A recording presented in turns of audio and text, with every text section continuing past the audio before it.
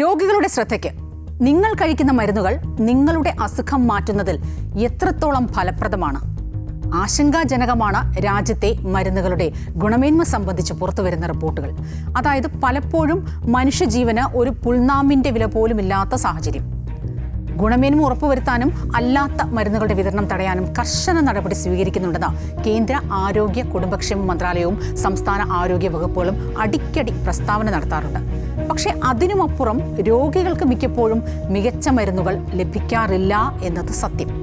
ജനങ്ങൾ ഏറ്റവും കൂടുതൽ ആശ്രയിക്കുന്ന സർക്കാർ ആശുപത്രികളിൽ പോലും നിലവാരമില്ലാത്തതും കൂടുതൽ ഒരുപക്ഷേ ആരോഗ്യ പ്രശ്നങ്ങൾക്ക് ഇടയാക്കുന്നതുമായ മരുന്നുകൾ വിതരണം ചെയ്യപ്പെടുന്നു എന്നതാണ് സത്യവും യാഥാർത്ഥ്യവും. എന്തുകൊണ്ട് ഇത്തരം ഗുണനിലവാരം കുറഞ്ഞ മരുന്നുകൾ നിർമ്മിക്കപ്പെടുന്നു? കർശനമായ നിർദ്ദേശങ്ങളും നിയന്ത്രണങ്ങളും ഒക്കെ ഉണ്ടായിട്ടും മരുന്ന് നിർമ്മാണ കമ്പനികൾ മനുഷ്യജീവനെടുത്ത് കളിക്കുന്നത് എങ്ങനെയാണ്? എവിടെയാണ് വീഴ്ച? നമുക്ക് നോക്കാം.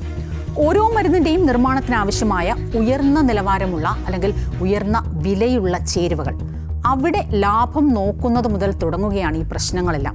പലപ്പോഴും ഈ ചേരുവകൾ കിട്ടാതെ വരികയോ അല്ലെങ്കിൽ പകരം കുറഞ്ഞ ചെലവിൽ ഉപയോഗിക്കാമെന്ന രീതിയിൽ ഇടനിലക്കാർ നൽകുന്ന ആ പകരം ചേരുവയോ ലാഭേച്ഛ നോക്കി കമ്പനികൾ ഉപയോഗിക്കുന്നു. അപ്പോൾ അത് വെച്ചുണ്ടാക്കുന്ന മരുന്നിന് അത്രയ്ക്ക് ഗുണമേ ഉണ്ടാവുകയുള്ളൂ.